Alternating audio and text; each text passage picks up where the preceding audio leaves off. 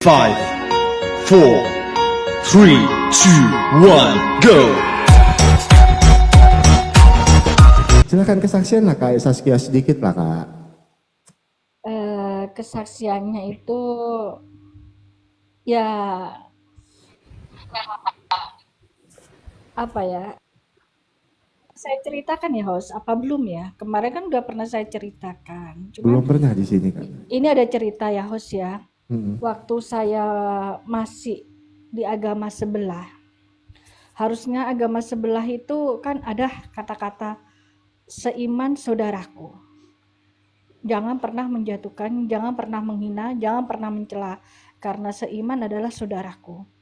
Tapi terbalik, yang saya terima itu host bukan merangkul, bukan membenarkan, bukan meluruskan, bukan saling menghargai, justru yang ada cuman kata-kata hinaan, cacian, bahkan sampai menyakiti dengan cara apapun. Jadi saya itu berpikir begini, kok begini ya? Kan saya seiman sama kalian-kalian gitu waktu itu ya host ya. Tapi kenapa kalian tuh tega ya? Gitu loh. Sampai berusaha menyakiti dengan cara-cara yang keji, dengan cara-cara yang sudah tidak wajar, penghinaan yang sampai berkata-kata nggak beres ini, gila segala macem. Sampai saya ini apa ya, menekan dada saya itu gini, kok bisa ya gitu loh. Apa ada yang salah gitu? Di mananya kok sampai mereka bilang saya itu nggak beres, nggak betul, menghina, mencaci, bahkan sampai berbuat sesuatu yang itu dilarang dengan agama mereka gitu loh. Mereka itu tahu ibadah tapi kok melakukan sesuatu yang ibaratkan melakukan sesuatu itu yang kayak main dukun-dukun kayak gitu host itu loh. Saya sampai heran, seharusnya mereka melihat, oh ini agamanya apa ya? Oh sama dengan kita ini agamanya gitu loh. Kita harusnya bukan menyakiti dia, kita harusnya tidak membenci dia, kita harusnya tidak mengolok-olok dia, harusnya kita luruskan, harusnya kita itu hargai, harusnya kita rangkul, harusnya kita tolong walaupun kita nggak bisa bantu apa-apa, sekedar doa gitu loh. Cuman yang saya terima itu selalu udah terbalik 100% itu loh. Makanya saya gini, mungkin ini jalan yang keliru buat saya gitu loh. Mungkin ini bukan di jalan saya, bukan di sini gitu loh. Akhirnya saya berusaha untuk mencari jati diri saya ya host ya gitu. Akhirnya saya membedakan, ini belajar dulu saya host untuk supaya saya lebih yakin itu, saya belajar dulu membedakan antara si A sama si B. Akhirnya saya ke B lah masuk. Kok di sini saya damai ya, seperti itu host. Kok mereka itu merangkul walaupun saya sakit, sehat, susah, ataupun senang, kaya atau miskin, mereka rangkul. Saat saya sakit pun mereka berusaha untuk datang jauh-jauh mendoakan, melakukan suatu pelayanan gitu. Kok beda banget saya gini ya. Kok yang sono nggak seperti ini gitu loh saya gitu. Kok di sini terasa damai saat saya mengenal Tuhan Yesus, mendengarkan pujian-pujian, juga mengenal orang-orang di sana, nggak memandang diri saya ini siapa gitu loh.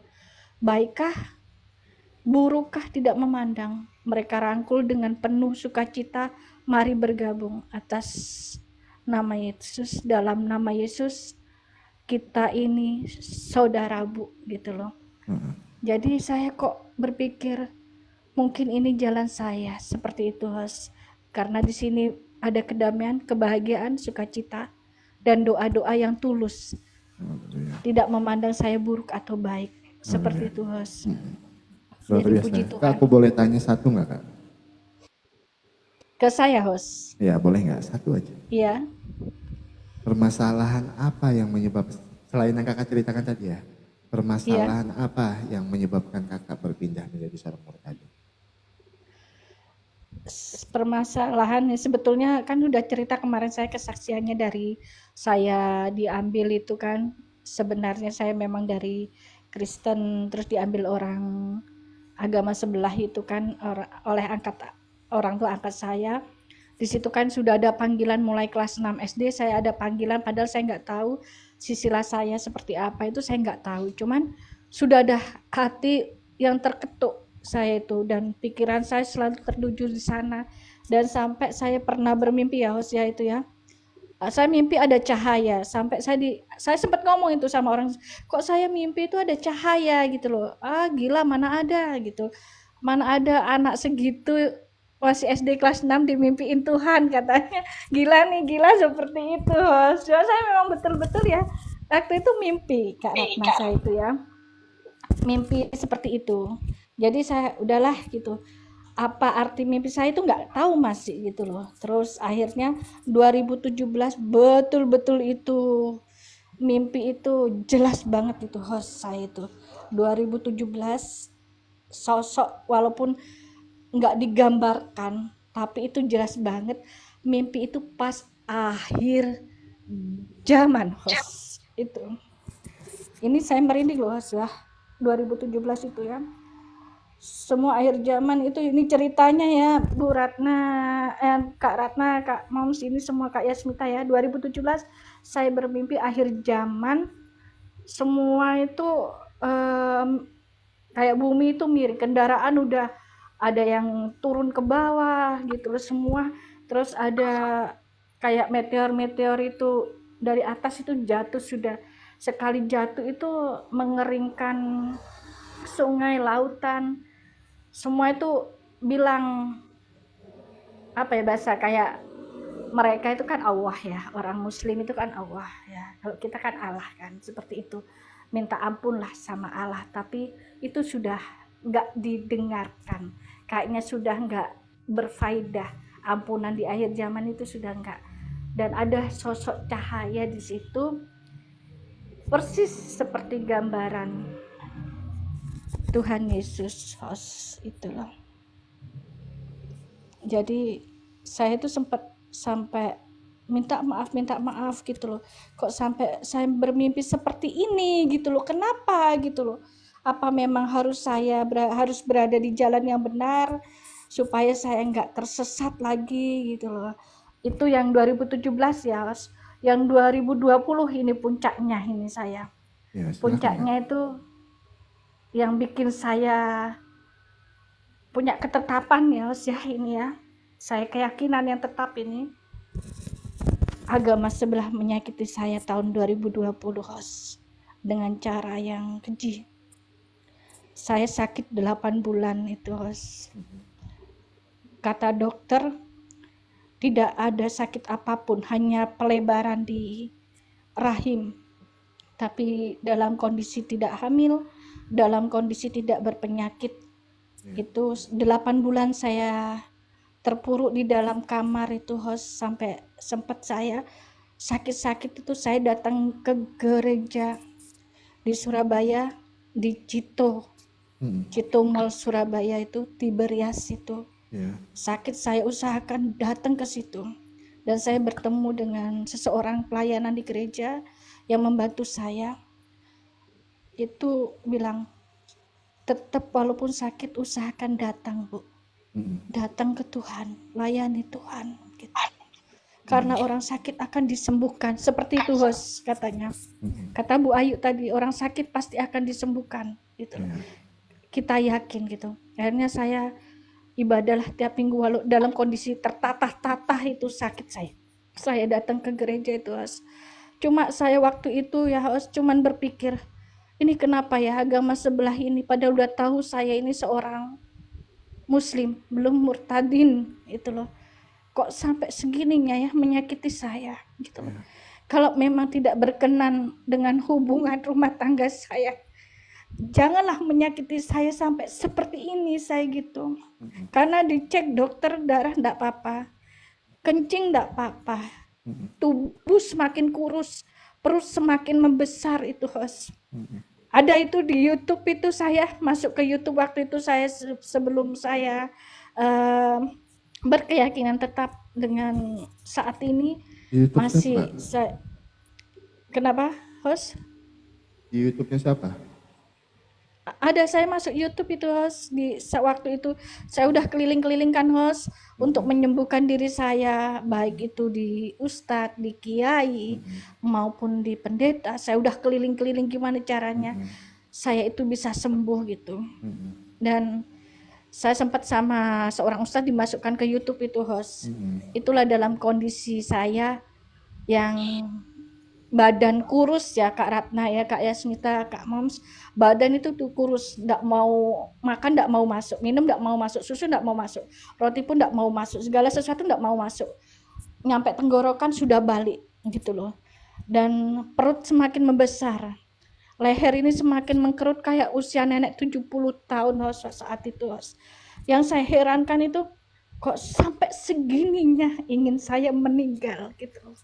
Tapi saya cuma berkeyakinan jika Tuhan tak ingin maka hal ini tak akan terjadi. Jadi sempat saat itu akhirnya saya datang ke gereja, saya minta petunjuk sama pendetanya, minta petunjuk sama semua orang. Kuatkan Bu, iblis itu ada, tapi kalau Tuhan tidak berkehendak maka tidak ada iblis dalam hidup kita gitu. Akhirnya saya tetap ibadah, dan sempat waktu itu Ibu ada Alkitab, enggak ada saya gitu. Bawa ini Alkitab gereja. Ibu buka pelajari satu-satu di situ sampai Ibu menemukan satu ayat yang betul-betul Ibu yakini di situ gitu. Akhirnya saya coba di situ. Buka saya akhirnya mungkin betul ini jalan saya. Mungkin dari awal host saya memang dilahirkan dan saya dikandung dari seorang Kristen, mungkin jalan saya mungkin di sini sudah gitu. Karena saya di sini merasa damai, tenang, bersukacita dalam kondisi apapun host. Maupun saya dalam keadaan bermasalah, Tuhan angkat masalah saya dengan penuh damai dan sukacita itu sampai sekarang. Dan waktu itu saya juga didoakan dengan Pastor Andi Simon langsung itu bos. Dan 2 hari itu langsung berhenti penyakit saya itu yang ada. Ini kesaksian saya buat Pastor Andi Simon, mungkin host tahu ya, Pastor Andi Simon yang udah viral itu. Tahu. Di Kalimantan ya? Ya, di Balikpapan ya. Iya. Gitu ya. Iya, itu didoakan saya itu, terus berhentilah penyakit saya saat itu. Itu udah kesaksian saya. Sampai sekarang saya berkeyakinan bahwa Tuhan Yesus itu penuh kasih dan penuh kuasa, penuh kebaikan, luar biasa mujizatnya. Dan setiap saya minta pasti Tuhan beri. Seperti kemarin saya lagi bermasalah dengan HP saya, seketika saya berdoa, Tuhan saya nggak minta banyak-banyak, nggak minta mahal-mahal HP, saya minta HP baru tidak bermasalah. Tuhan izinkan itu untuk saya memiliki HP baru, dan sampai saat ini saya bersyukur. Tuhan memberkati hidup saya, mengubah hati saya, walaupun saat ini saya ada masalah dengan keluarga, tapi Tuhan kuatkan saya dalam firman-Nya. Itu puji Tuhan. Ya Kak Ratna, Kak Yasmita, Kak Mum, Kak, semuanya dah. Saya nggak bisa ngomong apa-apa. Kalau saya ingat itu ya host, rasanya itu pengen menangis. Mustahil bagi saya melewati nyawa yang kedua itu host. Mungkin saat itu udah meninggal saya dalam keadaan sakit. Tapi Tuhan pulihkan tubuh saya dengan darahnya, dengan bilur-bilurnya, dengan kasih-Nya. Amin. Dengan penuh damai. Amin. Dalam kondisi apapun hati saya damai, menghadapi saya kuat. Sampai saat ini saya masih ada masalah, host. Tapi di saat saya menyebut dalam nama Yesus, kuatkan hati saya, ubah hidup saya, ubah hati saya. Dari yang tidak kuat menjadi kuat. Dari yang tidak sabar menjadi sabar. Dari yang tidak ikhlas menjadi ikhlas. Dari yang saya mempunyai sakit hati menjadi belas kasih itu. Itulah saya sekarang, host. Saya sekarang udah nggak peduli lagi dengan orang yang menyakiti saya. Saya nggak peduli lagi dengan orang yang berniat buruk kepada saya. Saya nggak peduli apapun sekarang. Yang saya pedulikan, Tuhan sayang sama saya. Amin. Puji Tuhan Yesus. Puji Tuhan. Amin. Saya Smita, silakan Kak. Iya, Kak Luar Putri udah biasa berapa kesaksiannya lama ya. ikut Tuhan? Iya. Kak Putri udah berapa lama ikut Tuhan? Kalau udah lama itu udah dari SD ya. Udah dari SD itu sudah, iya udah ketertarikan ke dalam gereja. Cuma saya nggak tahu ya Kak, kalau orang tua kandung saya itu Kristen, kakek saya pendeta, saya nggak tahu. Taunya itu saat saya menikah, itu si penghulunya bilang ini kan orang tua kandung apa tidak, itu baru saya tahu jejak saya di situ. Tapi udah SMP saya udah mulai mengenal gereja, sampai terus saya udah mengenal gereja ya secara sembunyi-sembunyi lah host. Saya waktu itu karena bentrokan sama orang tua angkat saya, jadi datanglah saya sembunyi-sembunyi, dan itu tidak mudah ya host.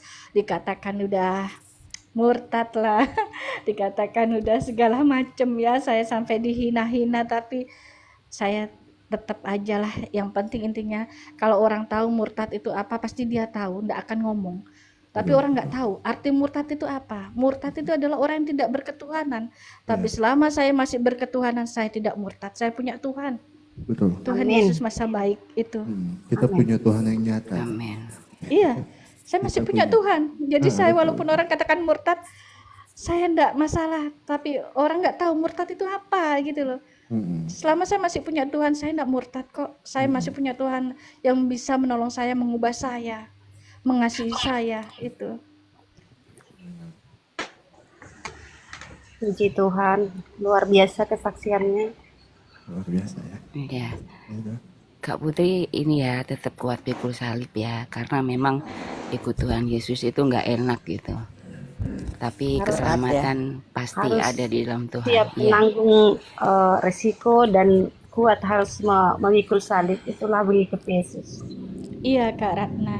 Makanya sekarang saya udah nggak peduli orang lain. Yang saya pedulikan adalah iman saya sama Tuhan. Itu Kak Ratna.